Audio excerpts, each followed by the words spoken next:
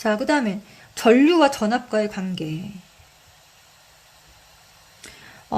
여기서 이제 전기 저항이라는 말이 나오는데 말 그대로 방해하는 정도예요. 뭐를 방해하는 정도냐면 전류의 흐름, 전류가 흘러가는 거죠. 그러면 단위는 옴이라고 하는 단위를 쓰고, 자, 1옴은 1볼트의 전압을 걸었을 때 1암페어의 전류가 흐르는 도선의 저항을 말합니다. 그래서 전기 저항이 생기는 이유는 이렇게 방해를 받기 때문이에요. 전류가 흐를 때 뭐가 이동하는데, 전자가 이동하잖아요. 전자가 이동하면서 누구랑 다른 원자들이랑 충돌하기 때문에, 여기 보면은 구슬이 막 흘러내려가는데 구슬이 전자라고 하면 여기 못이 있잖아요. 못이 이제 원자가 되겠지. 그래서 전자가 이동을 하는데, 이동하는 중간중간에 다른 원자들이 있는데 그거랑 충돌하기 때문에 저항이 생긴다.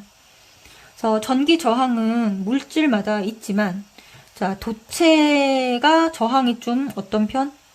작은 편이고, 절연체는 저항이 매우 큰 편이다. 그래서 전기 저항의 크기는 물질의 종류에 따라서 일단 달라지고, 만약에 물질의 종류가 같다면 이 전체 도선의 길이가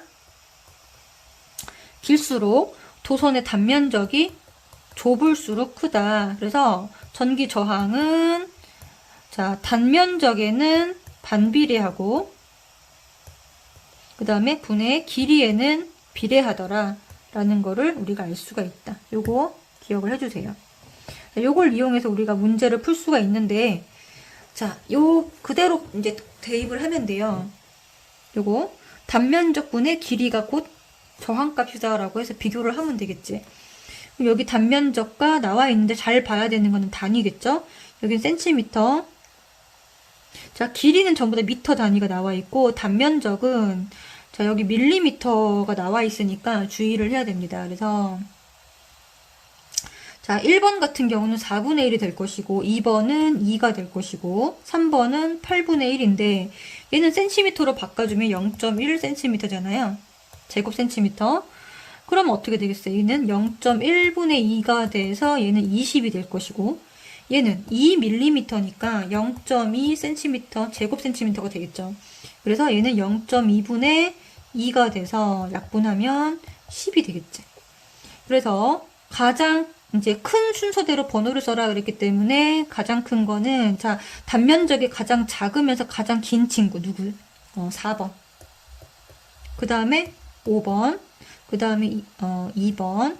그 다음에 1번. 가장 작은 거는 가장 뚱뚱하면서 가장 짧은. 같은 1m인데 얘가 뚱뚱하잖아. 단면적이 크잖아. 그럼 얘가 제일 짧은 게 되는 거지. 요런 순서로 되더라. 자, 그 다음에 저항 구하는 방법. 자, 저항이 이렇게 직렬로 연결된 거는요, 길이가 길어진 거예요. 그럼 뭐야? 길이 길어진 거니까 저항값이 커지는 거지. 그래서 더해주면 돼. 그래서 1 더하기 2 더하기 3을 해주면 총 얼마가 된다? 6옴이 된다. 1번은.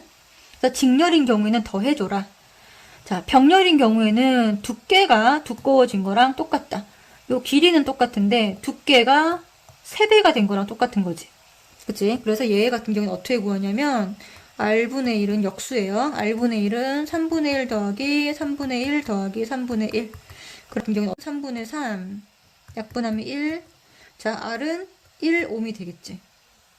그 다음에 얘는 어떻게 구하냐면, 얘를 구하고, 얘를 더해주면 되겠죠. 그래서 얘가 R1, R2를 구하는데, 자, R2를 먼저 구하면 어떻게 하면 될까? 자, 2니까, R2분의 1은 2분의 1 더하기 2분의 1은 2분의 2, 1이죠. 그래서 R2는 얼마가 되냐면 1이 됩니다.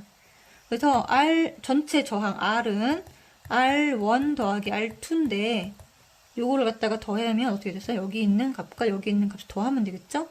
1 더하기 1은 얼마가 되더라? 2옴이 되더라. 그래서 3번 같은 경우는 병렬 연결된 걸 역수로 해서 먼저 구해주고, 그 다음에 직렬로 두 개를 더하면 된다. 이렇게 저항을 구하는 방법을 알아봤어요. 자, 그러면 두 번째는 전류, 전압, 저항과의 관계. 자, 지금 여기 되게 유명한 법칙, 옴의 법칙이 나오죠.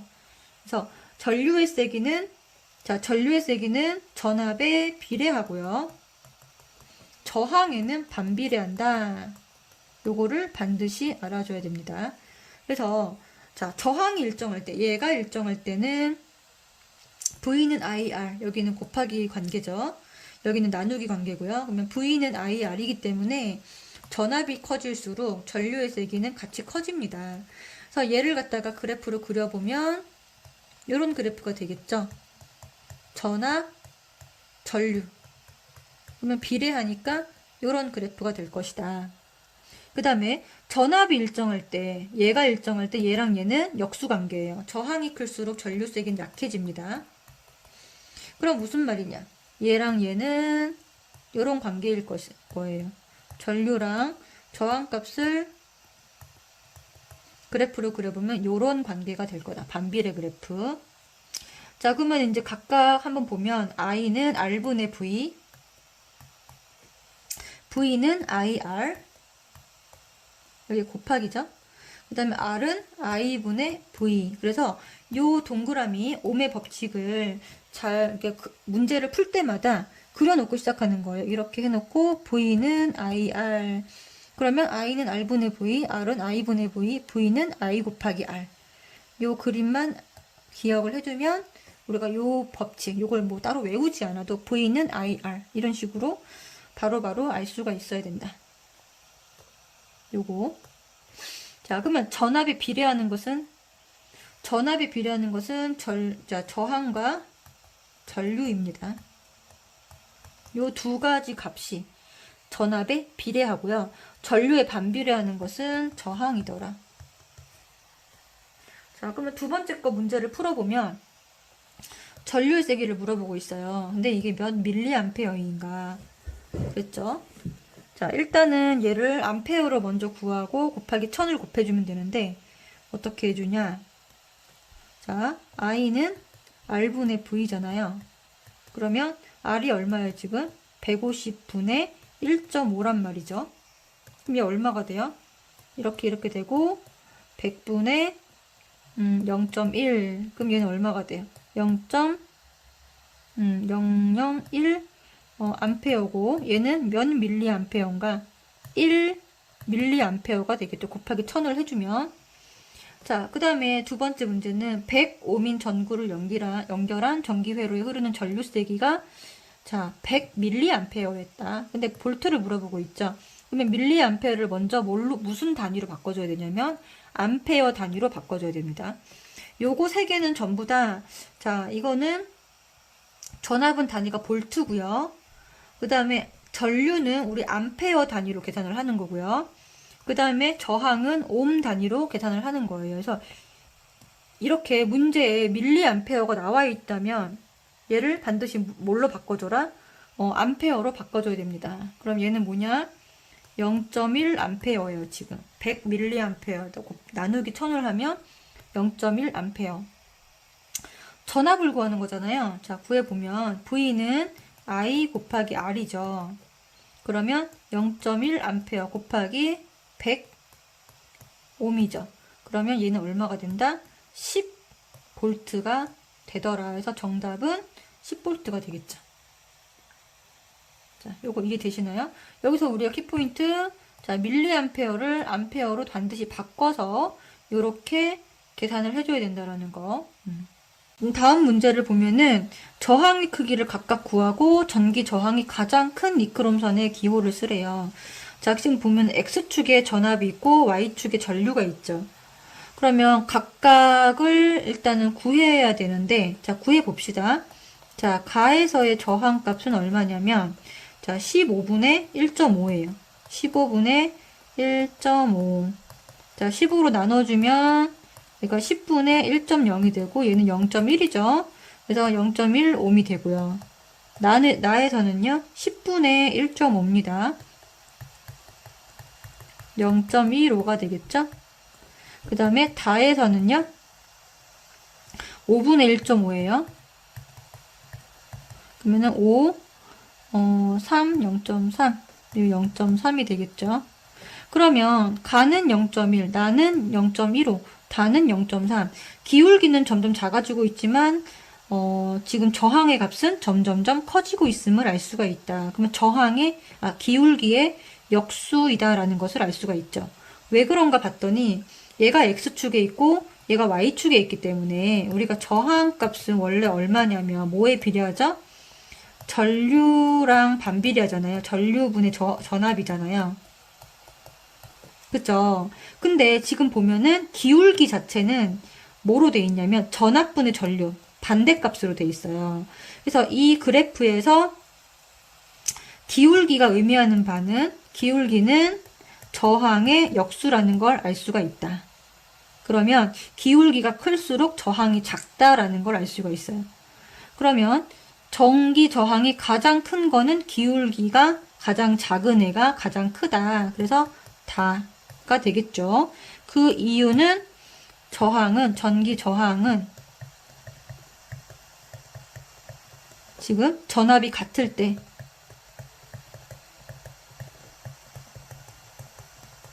뭐에 반비례하기 때문이에요? 전류에 반비례하기 때문이다.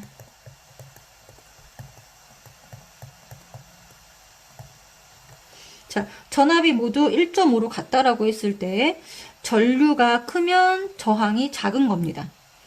그래서 기울기가 작아지면 작아질수록 지금 저항이 어떻게 되고 있어요? 커지고 있어요. 반대로. 기울기는 저항분의 1이다. 근데 만약에 그래프가 이렇게 안 나오고 이렇게 나오는 경우가 있어요. 이게 X축, Y축이 바뀌어서 여기가 전류, 여기가 저항이고, 전류, 여기가 전압이고, 이렇게 해서 가와 나의 저항을 비교해라. 그럼 어떻게 될까요? 이 경우에는 기울기가 곧 뭐가 될까요? 전류분의 전압이니까 이 그래프에서는 기울기가 곧 뭐다? 저항이랑 비례하게 되는 거죠. 그죠? 그래서 저항이 더 큰 거는 가가 나보다 더 크다. 기울기가 큰 것이 곧 저항이다.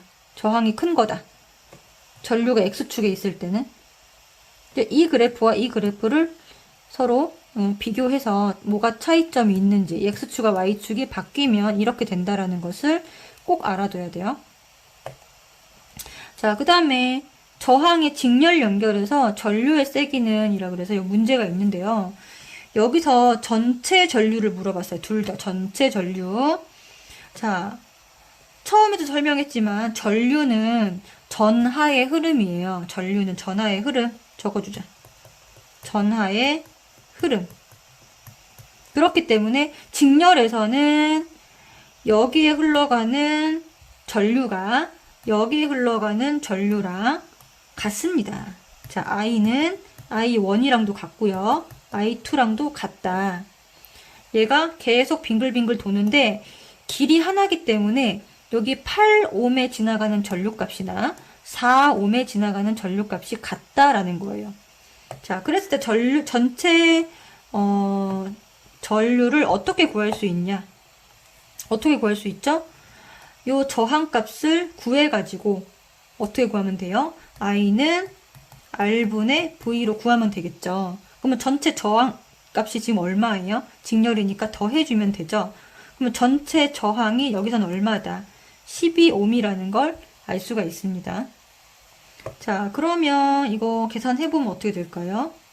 I는 R이 얼마냐면 12분의 V가 3이니까 4분의 1. 곧 얼마라는 거 알 수 있다. 소수점으로 바꾸면 얘는 0.25A 라는 걸 알 수가 있습니다. 자, 그 다음에 지금 저항이 이렇게 연결되어 있어요. 병렬 연결되어 있어요. 저항이 병렬 연결되어 있을 때는 어떻게 하냐? 자, 얘가 두께가 두꺼워진 거랑 똑같다 그랬고요. 여기서의 저항값은 R분의 1은 3분의 1 더하기 6분의 1이라 그랬죠. 그래서 6분의 얼마가 되나요? 3이 되고 분하면 2분의 1이니까 저항값은 2가 됩니다. 그렇죠? 요거 쉽게 구하는 방법 두 개가 있을 때 자, 저항값은 이 두 개의 합분의 곱입니다. 이렇게 구해주세요. 자, 합이 얼마예요? 9고요. 곱이 얼마예요? 18이죠? 나눠주면 얼마예요? 2죠? 이렇게 구한 값이나 이렇게 구한 값이나 똑같아요. 그래서 합분의 곱이다 라고 해서 바로 구해주면 얼마가 된다? 얘가 요 전체 저항값이 얼마가 된다? 2가 됩니다. 지금 구했죠? 여기 전체를 지나가는 저항값은 지금 2옴이에요. 요거 두 개를 합쳤더니. 그죠? 그랬을 때 전체 전류는 요 점을 구해야 되잖아요. 그죠? 나눠지기 전을 구해야 돼요. 그래서 전체를 지금 구해준 거예요. 전체 저항을. 그러면 I는 전체 저항 분해. 그러면 2옴이잖아요. 전체 저항이. 그 다음에 전체 전압은 6V죠. 그죠? 그랬을 때 얼마냐? 여기는 3A가 나옵니다.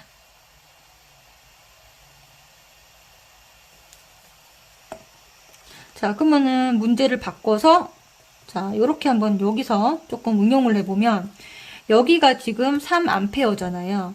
그러면 3옴에 걸리는 전류는 얼마일까요? 자, I는 R분의 1입니다. 자, 그러면 R이 지금 1대2의 비율이잖아요. 그러면 전류는 얘랑 역수니까 얘가 2대1. 여기가 2가 되고 여기가 1이 흘러간다라는 걸 우리가 그냥 알 수가 있어요.